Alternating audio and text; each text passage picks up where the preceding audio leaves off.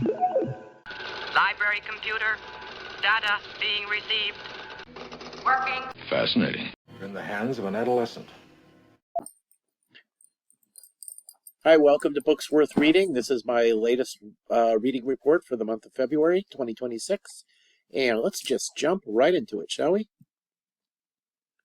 Old Man's War by John Scalzi. Now, Scalzi's been recommended to me by different people over the last few years, and I'm finally getting around to reading one of his novels. So, in the future, the galaxy will be a dog-eat-dog place. Humanity needs to expand and colonize new planets in order to survive. But the same is true of intelligent alien species. There's no room for negotiation or diplomacy. Different aliens simply fight each other for new planets and survival of their respective species. So humanity's colonial defense force recruits 75-year-old men and women from Earth. These recruits only know that they'll somehow be de-aged in return for serving a term in the military. Of course, 75% of them will get killed over the next few years, but they didn't have that much time left anyways if they stayed on Earth. The novel's first-person protagonist is John Perry, a widower who makes the leap into the military. Through his experience, we find out exactly how he ends up in a younger body. And we also learn that the clique of friends he makes will probably be shrinking after they enter combat. The book's combat sequences, by the way, are superb. Each one features a battle against a different alien race, giving each of the violent and intense scenes its own individual flavor. The characterizations are also strong. The themes in the book include friendship, the morality of war, the fact that soldiers end up fighting more for their buddies than for a cause, sacrifice, and responsibility. All of this is wrapped up into some excellent world building. The technology being used is self-consistent, and it's clearly explained to us. The aliens all seem truly alien, both in appearance and in culture and attitudes. The human characters have believable and well-rounded personalities. Perry proves to be a good soldier and leader. He earns promotion, and eventually he's being temporarily assigned to a Special Forces unit, where he learns just why the Special Forces are nicknamed the Ghost Brigades. This is a great book. It mixes drama and often depressing situations with enough humor to make it a palatable and fast read, without the humor ever getting in the way of the drama. I will be continuing to read the other books in this series. Marvel Masterworks, The Rawhide Kid, Volume 2. I read Volume 1 a little bit earlier, a few weeks ago.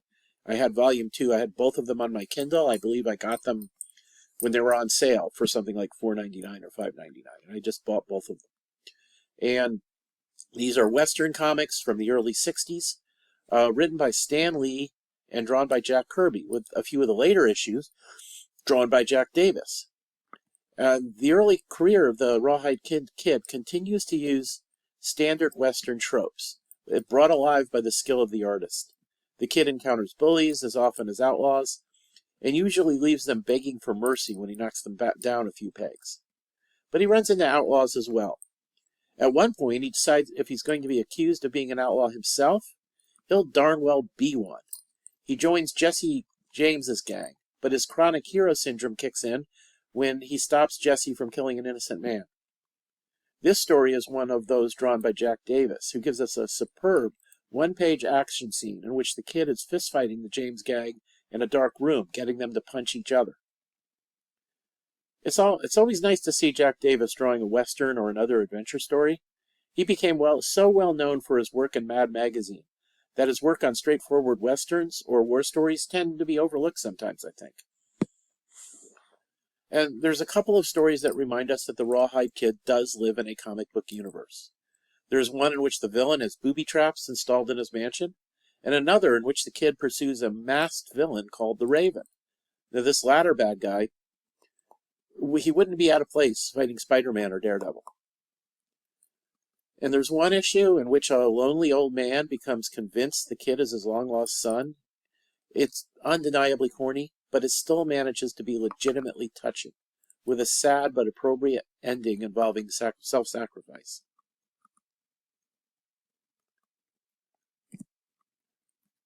Bandit Heaven, the hole-in-the-wall gangs, and the final chapter of the Wild West by Tom Clavin. Clavin is a superb historian. I have enjoyed every book he's written.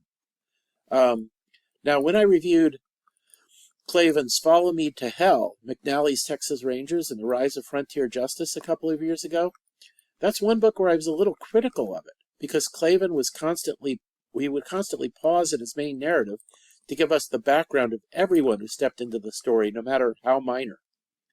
But I really need to reevaluate that opinion, because Clavin does the same thing here, and it's definitely a strength of the book. By really allowing us to get to know the outlaws and the lawmen and the bystanders involved in Butch Cassidy's career as the Wild West was tamed, he gives real substance to the story. Bandit Heaven becomes a very personal history by reminding us that the people involved were real people and not just names in a history book. Clavin's concentration on personalities and backstories draw us into the history he's recounting. All these stories, also the stories of these individuals are often fascinating in their own right. For instance, Charles... Did you hear that? That was my dog. I believe he's warning me that someone is daring to walk by our front door. Anyway, just as a for instance to the stories of the individuals in this book. Charlie Siringo was a Pinkerton who spent 4 years unsuccessfully trying to run down Butch Cassidy and the Hole in the Wall gang.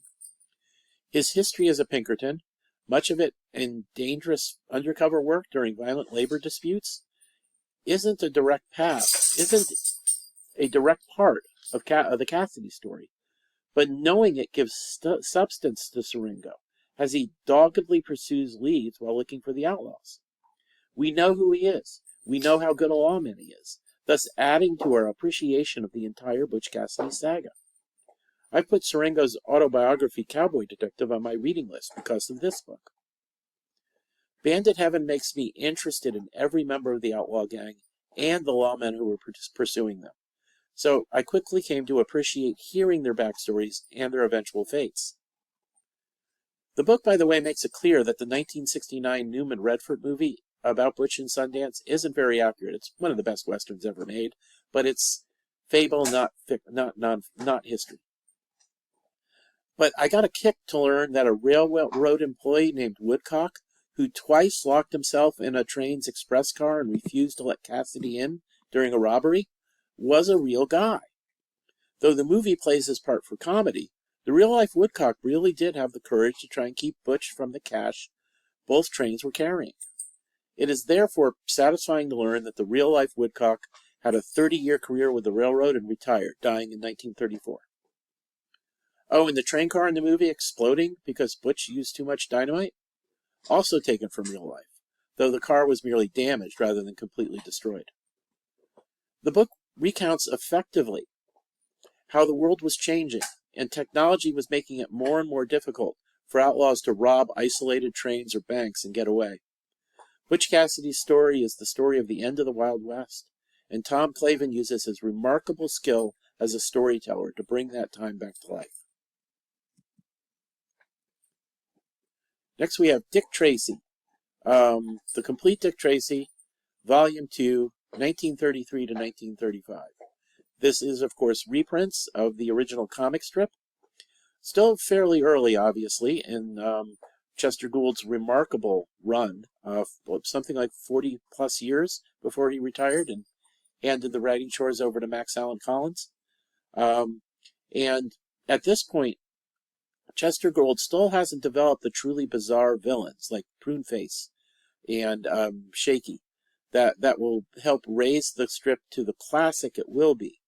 But he's still a brilliant storyteller.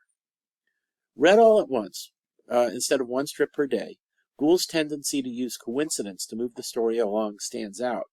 But it's not really that bothersome. He sets up a premise, he tosses in one gun battle or chase scene or death trap after another, and he draws us inexorably into the story. Later on, the villains of a story arc would almost always get killed.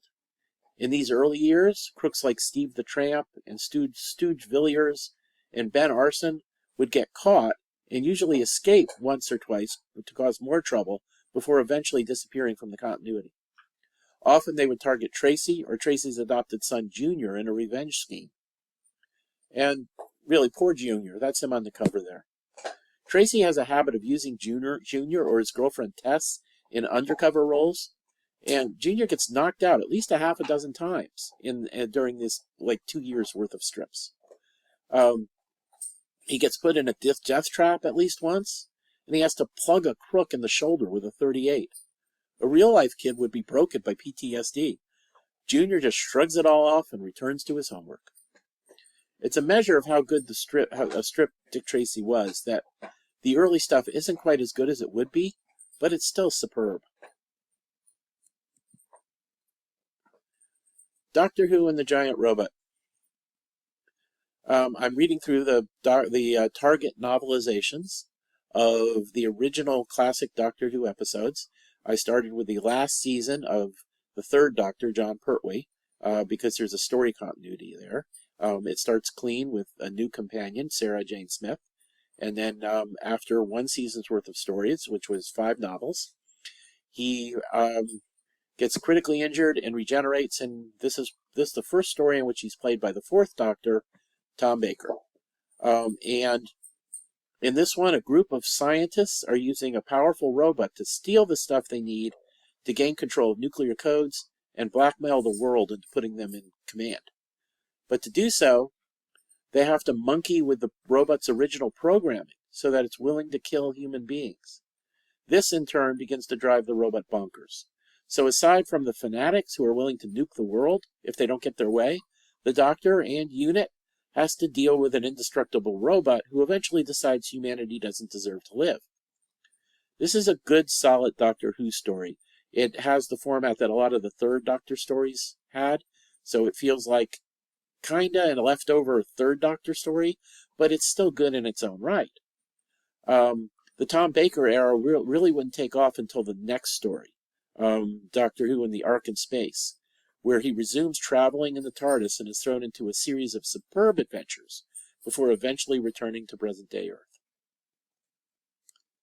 And finally, something I was reading for the book club that I'm in through the Sons of the American Revolution.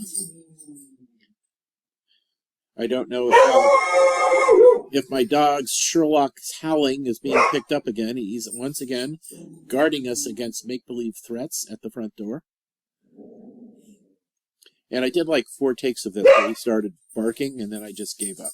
If you all can hear him barking in the background, that's my dog Sherlock. Anyway, my last book, Mornings on Horseback by David McCullough, the story of an extraordinary family, a vanished way of life, and the unique child who became Theodore Roosevelt. And gee whiz, the Roosevelt family was amazing. Not just future President Theodore, but his father, who was also named Theodore, his mom, and his siblings, especially his older sister Anne, who was nicknamed Bammy among the family. This book traces Theodore's early life by first giving the background of his parents. His dad was from a wealthy family and devoted himself to charitable causes. His mom was from the South. Her brothers fought for the South during the Civil War while she was living in New York City with her husband. Both were intelligent and capable and determined to teach their children to live moral lives. The influence of the father on Theodore is enormous. Theodore himself was a nearsighted child who suffered terrible attacks of asthma. The book traces him through that childhood and early adulthood, during which he went into politics and spent time as a rancher in the Dakotas, building himself up physically and gaining confidence in his abilities and ambitions. His father taught him well. Everything Theodore did was because he sincerely thought it was the right thing to do. When he argued for a cause during his term in the New York Assembly, it wasn't because it was a Republican cause, though he was loyal to his party. It was because he thought it was the right cause. He suffers tragedy. His mother and his wife died on the same night, respectively of typhoid fever and Bright's disease. He read constantly. One of the reasons I kind of always have identified with him. He often finished 2 or 3 books a day, and he wrote many books. If you're a reader like me and you want to feel inadequate, read about Theodore Roosevelt and how much reading he got done on top of everything else in his life he accomplished. He pretty much never slowed down.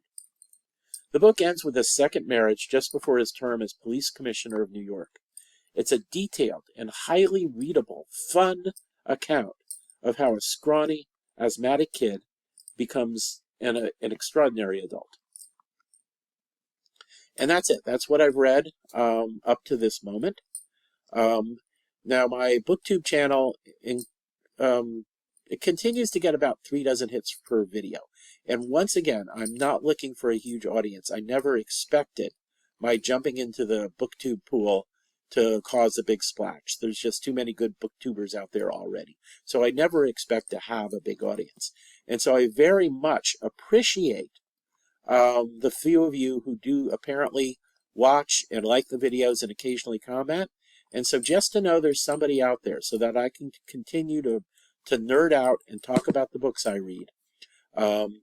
If you could just still continue to like the videos when you do like them, and comment whenever you have anything to say. Recommend books to me, and I'll see if I can get to reading them. So I don't expect a huge audience, so I'm not working towards that. I just want those of you who do enjoy this channel, I just do want to hear from you so that I know I'm not talking to air. Even if I've just got a couple of loyal listeners who enjoy hearing me nerd out about my books, then I'm okay with that. And so I just need to know you're out there. So I do ask that you hit the like button and that you comment when you can think of anything at all to say. And by the way, I would love to see a fight between Teddy Roosevelt and a giant robot. That would be awesome. Okay, and that's it for now. Once again, thank you all for listening, and I'll be back with another video soon.